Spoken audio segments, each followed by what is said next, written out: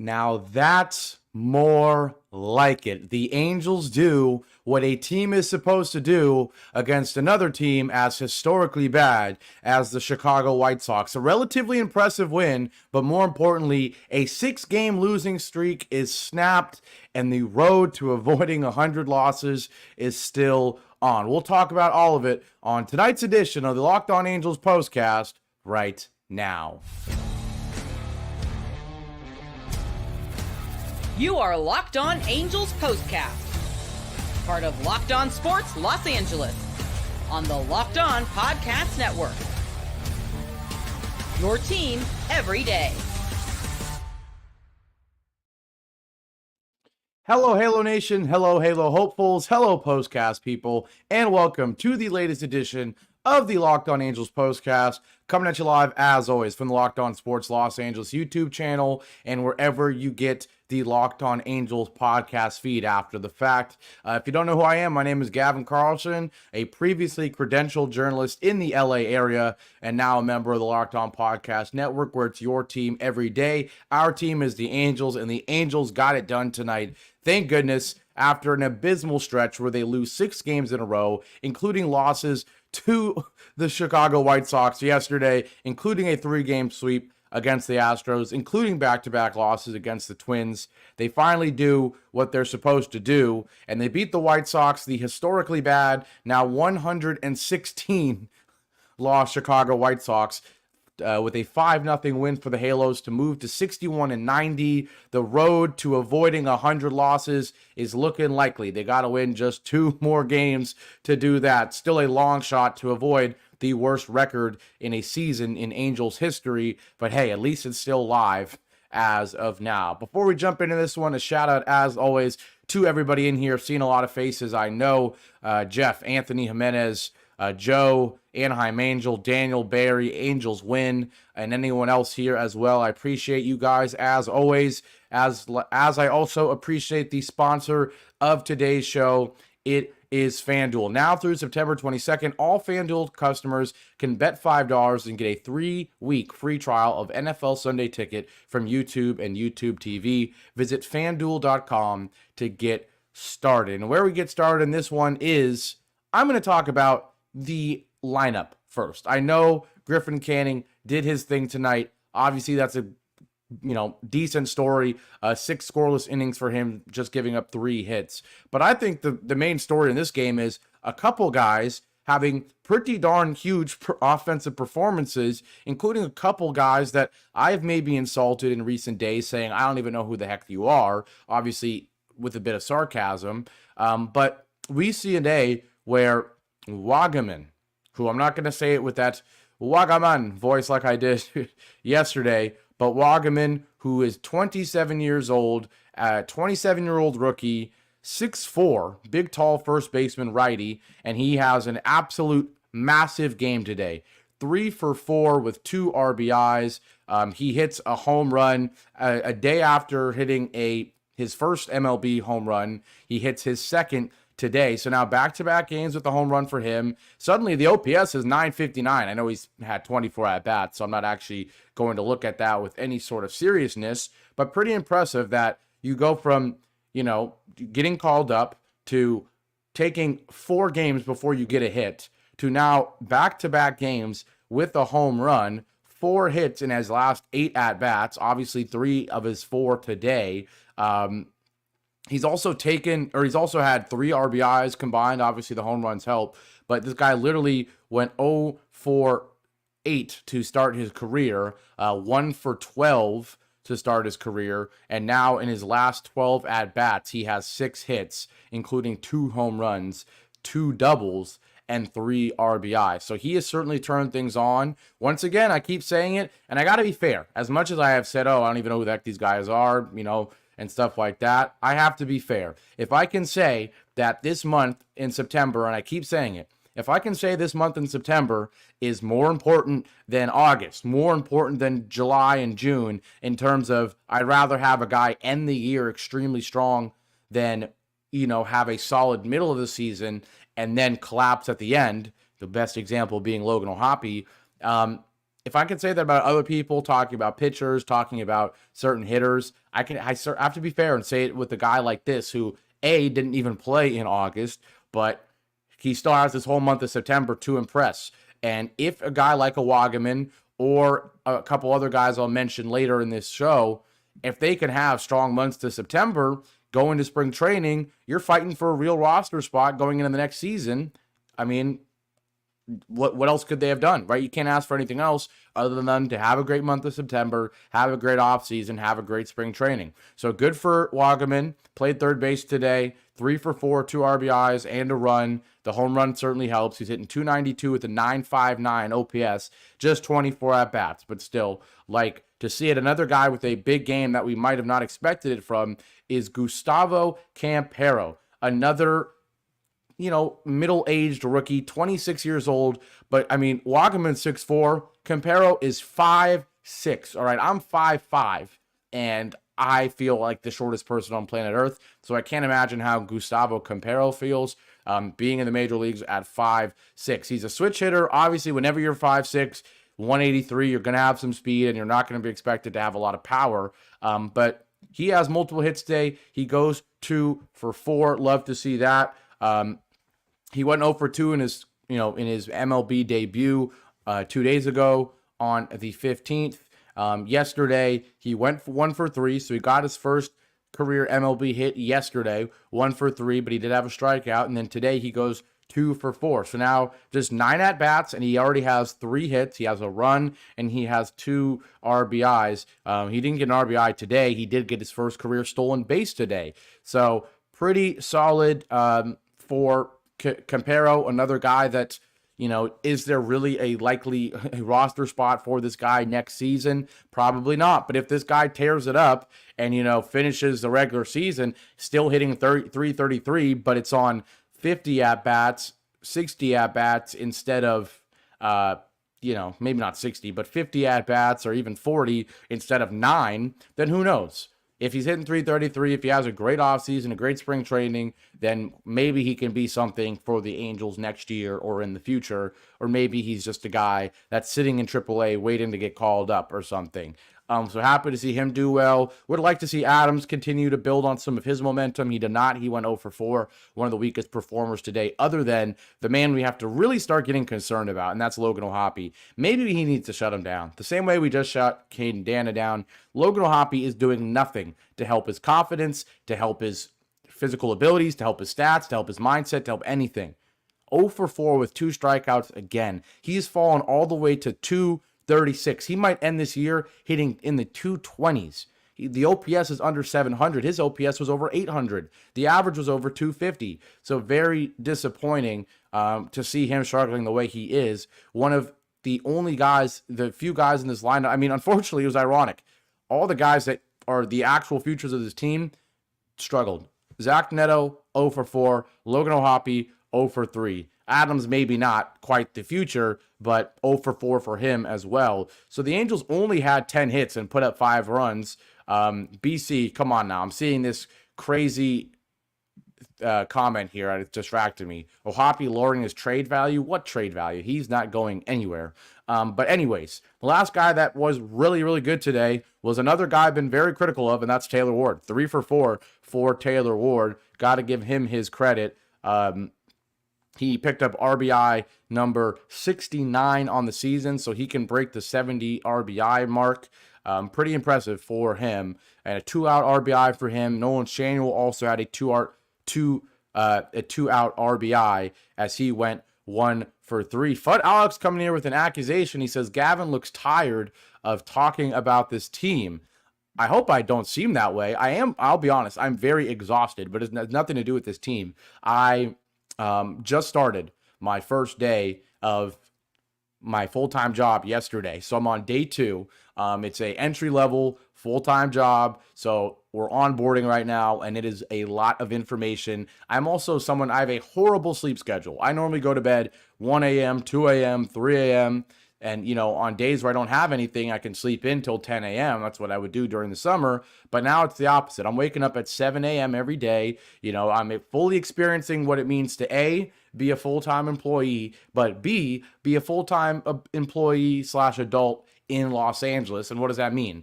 Driving everywhere, a lot of traffic.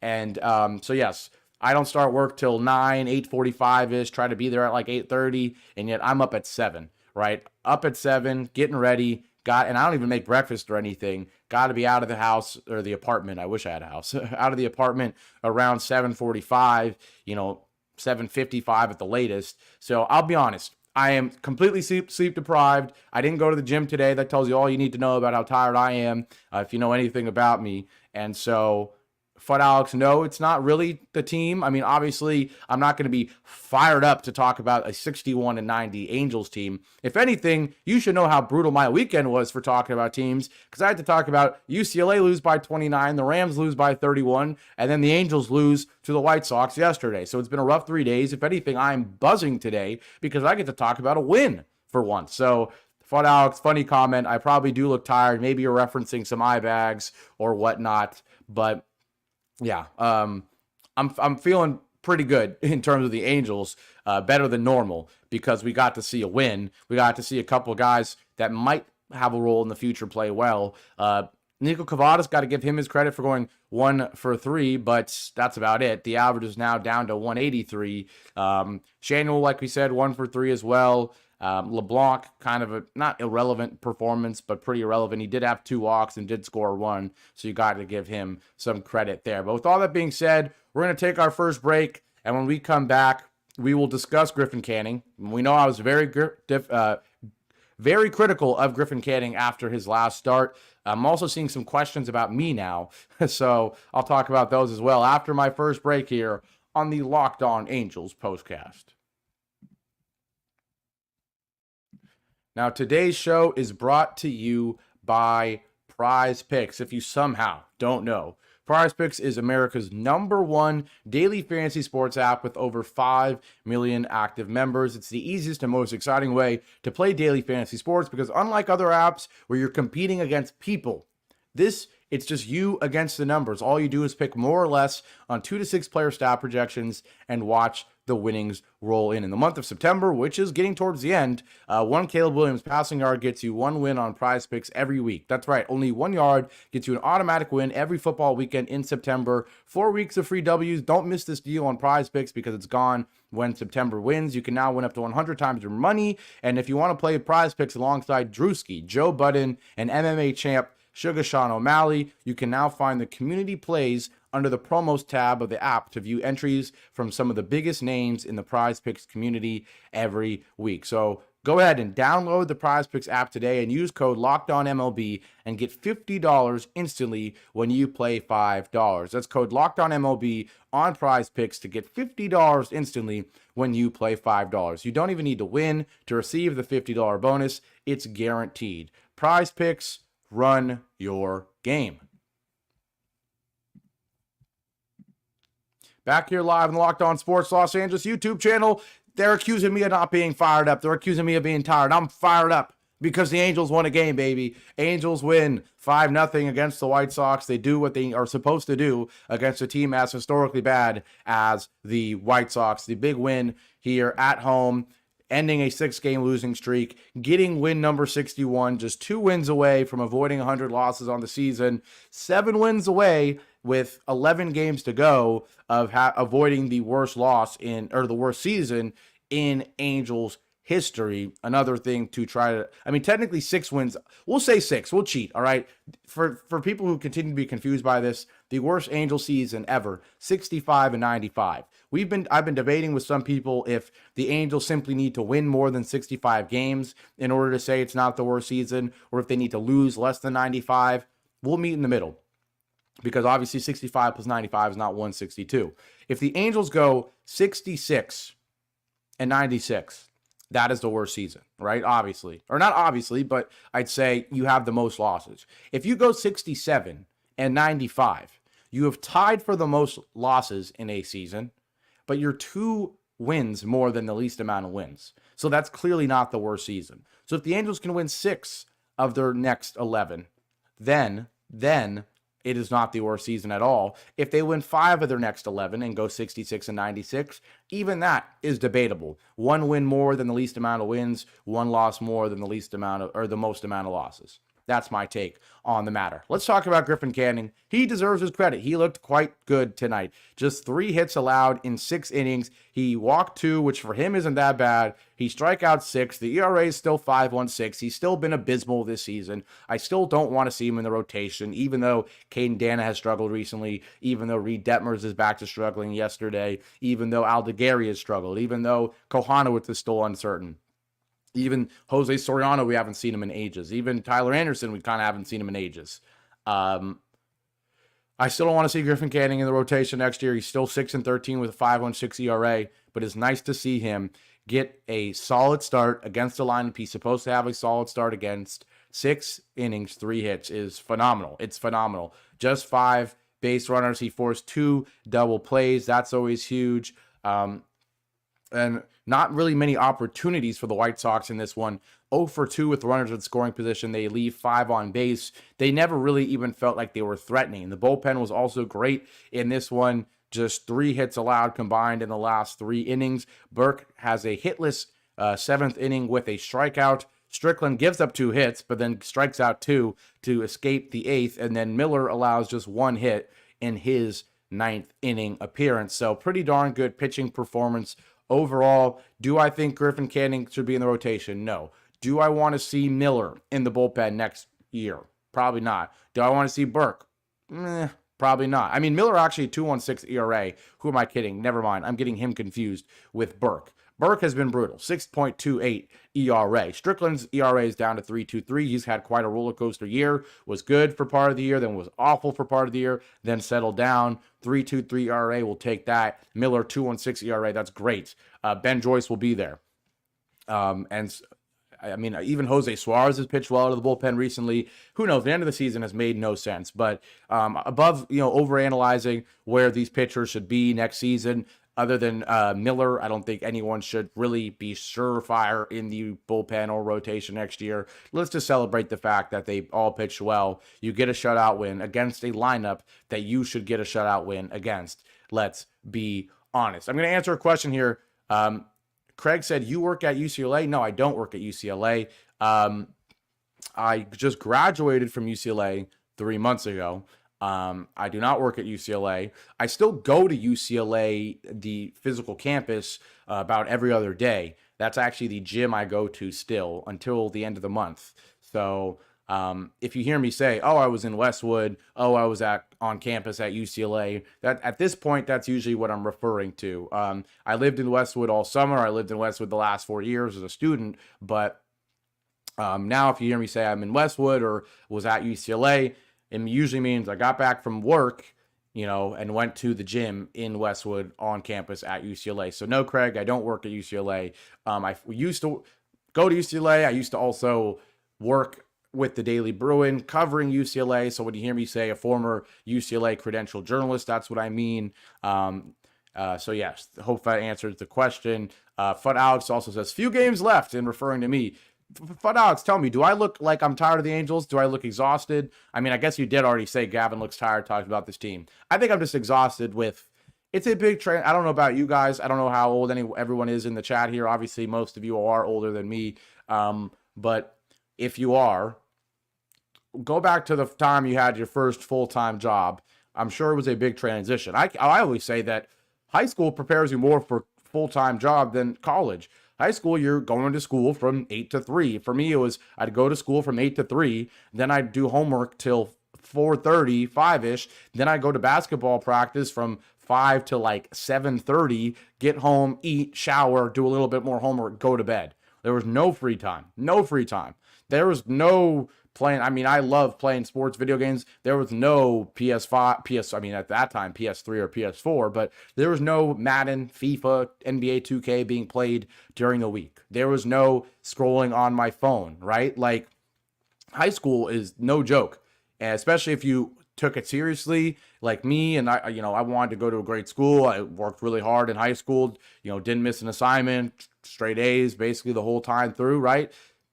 you don't have free time, especially if you do sports. I did jazz band and was a basketball captain, despite being 5'3" at that time, probably president of the Black Student Union, all sorts of clubs and everything. So I had no time for free time. That prepares you for a full-time job where, I mean, just going through my schedule right now, like I said, I'm up at 7 now. I work from 9 to 5:30, kind of 8:30 to 5:30 in a couple more days once the onboarding is done. 8:30 to 5:30. You sit in traffic in LA for 30 plus minutes. I'm not home till 6. I didn't do it today, but yesterday and every day going forward, I'll get home at 6. I'll eat something. Then I'll go to the gym from 6:30 to 8:30, get back, shower. While all this is happening, I'm watching the Angels game, get home, shower. But unless I have an Angels show, then wait till after the show to shower.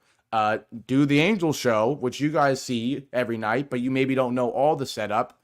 You know, I got to make the thumbnails. I got to do all that stuff, right? So between the show being 30 minutes, the setup, the post game, I got to post it, I got to edit, right? That's another total hour. So that is like high school. This is reminding me of high school when there's no time to breathe. I love FIFA and Madden and all that. I haven't touched my PS5 in a week. Right. I also now am a single apartment owner, so I got to, take care of my place. Right. And so this is all a long way of me answering why I look so tired, Fut Alex. But yes, he agrees. He says facts 100%. College is more chill for me than high school is what he said. So you're in college right now, is what you're saying, Fut Alex? If so, yes, it is definitely more chill. Now, that doesn't mean that it's not hard. And the thing about college is if you're like most people and me and most people, I was on the quarter system, but regardless of the system you're on, the first 8 or so weeks, I mean, for us, it's the first 6 weeks of the quarter are pretty light. And then you have midterms, and that week is always one of the worst weeks of your life. And then you have 5 weeks that are a lot more chill. And then finals week, at least for me, was always one of the worst weeks of my life. And you do that for us with the quarter system 3 times a year, 4 years in a row, right? So you have 12 quarters. And so you have 24 worst weeks of your life. And other than that, every week of college is pretty fun and pretty light. You got class once or twice a day. Other than that, you're going to the gym, you're sitting on the lawn, you're going to campus, you're walking around, you're meeting people. Obviously, you do fun stuff on the weekends. I don't think it's, in terms of schedule, in terms of hardcore commitment, in terms of not having time for free time for other stuff, college doesn't prepare you for that at all. So it's kind of funny how you take a break from what your full-time life will be like. So yeah, but enough on that. When we come back, we'll get to the rest of your comments. I already got to some of them off topic today, but I don't know. I watched some other podcasts on this network. They get pretty off topic. Even I know BC and Craig being Dodgers fans. You guys get to talk or listen to Pete all the time. I always respect Pete because Pete will talk about whatever he wants and it'll be entertaining. And, sometimes I stick a little bit too much to the Angels, but at this point we're 61-90. The season's almost over. I think I'm going to find more of a balance the last week or so of I'll give you 20 minutes of Angels, 10 minutes of fun. We'll talk about whatever. So maybe that was a preview of that right there. I see some more fun comments I'll get to after our last break here on the Locked On Angels Postcast. Not just the best place to talk about the Angels after the game, but the best place to hang out overall. We're going to continue to make it that. I'll be right back.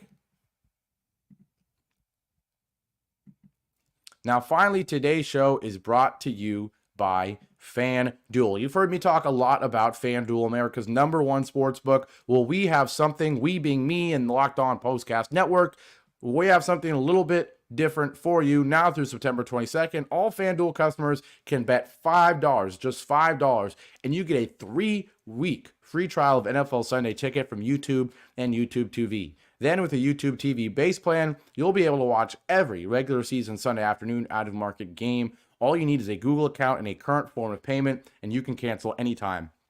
Just visit FanDuel.com to download America's #1 sportsbook. I love NFL Sunday Ticket. I had it last year on YouTube TV. I had it before that when it was on DirecTV. Not as good. As someone who regularly watched on my phone and my laptop, it wasn't as good. It was fine on the cable, of course. But YouTube, I keep saying it, it's a streaming company. So unsurprisingly, streaming the game on your mobile device, your smartphone, on your iPad, on your laptop, on your smart TV. For me, I actually watch it on my PS5 because there's a YouTube app on there.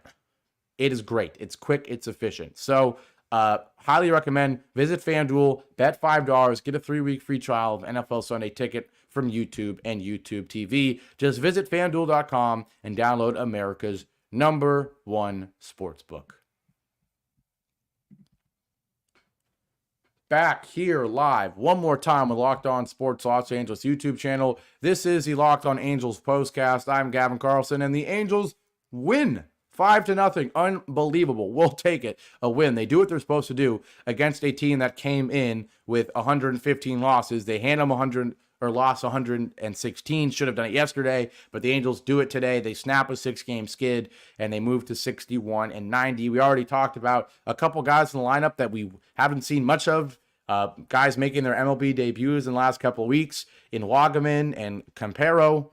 They looked really good tonight. Taylor Ward went 3 for 4. Shanuel had an RBI. A couple guys did not look good at all. Logan O'Hoppe goes 0 for 4 with another pair of strikeouts. He's fallen off a cliff. Neto goes 0 for 4 as well.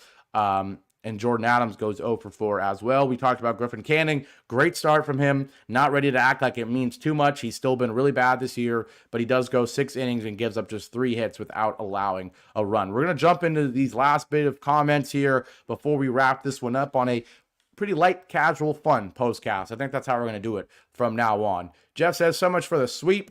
Happy we finally won. See you tomorrow. Absolutely. Anthony Jimenez says, an Angels win. We'll take it. Can we stay under a 100-loss season? I think at this point, that's got to happen. We still have 4 more games against the White Sox alone, and we just got to win 2 games. So I think we'll be good there. Joe says, light that beam up, light that baby up. I always say light the beam up whenever I read it. Obviously, it's light that baby up. Whenever I read it, I for some reason say light the beam up. I don't know. Obviously, this is the Kings. I don't know what I'm doing. Anaheim Angel says, wow, a win. Now I can go to work with a smile. Yes, it always is a lot better. Daniel, Angels win says, are we back? I don't think we're back, Angels win. But hey, we're back to at least being better than the White Sox. Useless Trucker says, do the Angels have a way out? Never seen so many below average players added to a team. Yeah, it's a lot of random guys. He also says Angels need to go to the Ty Cobb split grip offense, batting for average philosophy. A couple of guys certainly need to choke up, Logan O'Hoppe being example number 1. Craig says hi to me and BC, I believe, and they're bonding right there. Love to see that. Swinging bunt offense, that's crazy. We already talked about me looking tired. That is fair. Useless Trucker says, take the green line. I got a car. I got to drive down to Inglewood. A few people remember, but I'll say it. I don't know how much I'm supposed to talk about it, to be honest, but I work for the Clippers now. So I do have to drive to the brand new and amazing Intuit Dome in Inglewood I'm in the Culver City Palms area. So it's about a 30-minute drive there and back with traffic, more or less. That's pretty funny. Anaheim Angel says, it's all right, Gavin. I was a 5'6" right guard in high school football. Well, you must have weighed a lot for being 5'6" if you were on the O-line. If I did play football in high school, which I probably should have, you might not be able to tell. I mean, sometimes I wear the tank top and you can see I'm a little bit larger, but I'm a pretty short and wide guy. Now that I care about the gym a lot and fitness, I actually am a little bit more lean than I was in high school. In high school, I was a little doughy, to be honest. I kind of looked like a bowling ball, like a Doug Martin type of player, if you remember Doug Martin as a running back, or I don't know, I think of some other kind of short and wide running backs. That's kind of how I looked. A lot of the coaches wanted me to play football in high school and be sort of a running back I was quick. I played basketball, so I had to be quick, but I was also a little bit big. And so I probably would have been a 5'5" running back, not a right guard, Anaheim Angel. That is pretty funny. We're talking about Craig turning 74 in November. Happy early birthday to you. He also says we need a great effort from the Rams this Sunday. Boy, we do. We'll see. A lot of injuries for the Niners, so that's good news. Everyone out. CMC out. Debo's looking like he's out. But obviously everyone's out for the Rams as well. User Trucker says, I'm sitting on the edge of my seat to see Jose Suarez pitch. Fun Alex says, what do you think about Mike Trout DH, Adele, Moniak stay starting? I don't think Adele and Moniak should be starting. I think that needs to be a platoon situation. I feel like it's pretty simple. I think we're going to see probably Mike Trout DH. I would rather see Mike Trout play left field and Taylor Ward DH, let's be honest. But in terms of having Trout actually play, I guess we're going to have to go Mike Trout DH, Taylor Ward left field, probably Moniak center, and I guess you're going to start Adell at right field. But in an ideal world, in my opinion, I think you have Adell, now that he's an above average fielder, in my opinion, have Adell and Moniak alternate between at center field, whether it's a righty or lefty pitching. Lefty pitching, it's Adell. Righty pitching, then it's Moniak. And then I want to see Rengifo. Everyone seems to forget about Rengifo. I'd like to see Rengifo play at right field because, unfortunately, knowing the Angels, we don't want to see it, but Anthony Rendon will probably start at third. Neto, of course, will be at short. Shanuel will, of course, be at first. And Ohapi will, of course, be at catcher. Second base, who knows? Maybe Rengifo goes there. I know some of us want to see Christian Moore there. I think the injury stops that. But who knows? And then maybe Cavadis is getting DH opportunities. But I think the Angels are a much better team if only one of those guys is in the lineup at the same time. Thank you. Fud Alex says, congrats on my job. Thank you. Appreciate that. And Craig asked me, how's the new arena? Well, it is amazing. Okay. It is absolutely unbelievable. I got to go twice before I even was hired.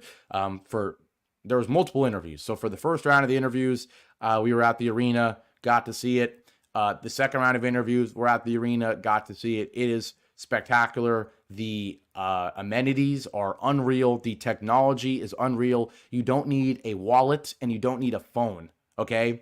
You just use Game Face ID. It's like when you use your phone and you just use your camera and you unlock your phone. It's like that, but to get into the arena. You just look at the screen, boom, you're in. And then when you buy a drink, an alcohol, a food, anything like that, same thing. Boom, just look at your face. They hand you the drink. You don't even got to pay for it with a credit card. It just gets charged. It's super easy. Steve Ballmer built more bathrooms than any other arena because he doesn't want people wasting time going to the bathroom. There's no human interaction waiting for someone who doesn't even want to be working there to hand you a hot dog. It's just ready to go. You just grab it, go back to your seats.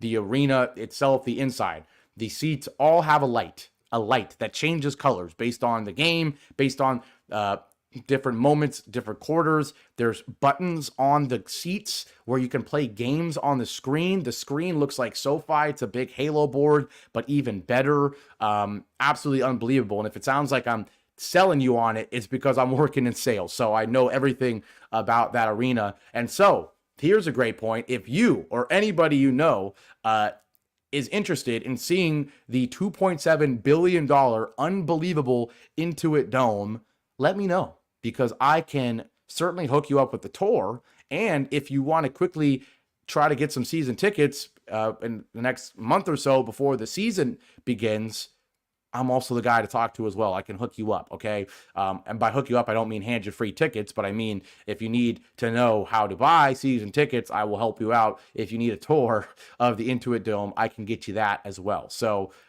yeah.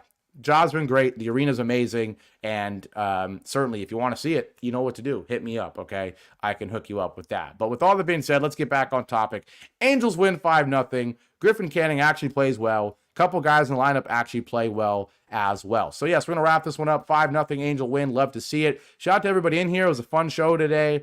People going back and forth. Fud Alex, who knew? Who knew it would take you calling me out, saying that I look tired in order for me to turn this into a real fun show? That's pretty funny. This was the comment. He said, Gavin looks tired of talking about this team. And I turned that into a fun conversation. Also that and Craig asking me about UCLA and all that. We turned it into a fun show. So we're going to keep this energy the rest of the year, keep it fun, and hopefully the Angels will keep winning. We'll get to 67 wins. We won't have to talk about the worst record ever or any of that stuff. But shout out to all of you. Appreciate you guys. As always, make sure to leave a like, comment, subscribe, all that good stuff as always. And I'm going to wrap this one up. Take care. See you guys tomorrow. Hit me up if you want to see the Intuit Dome, by the way. It's amazing, and I can give you a tour. But with all that being said, take care. And as always, you know the deal. Go Angels. Take care. I'll see you guys tomorrow.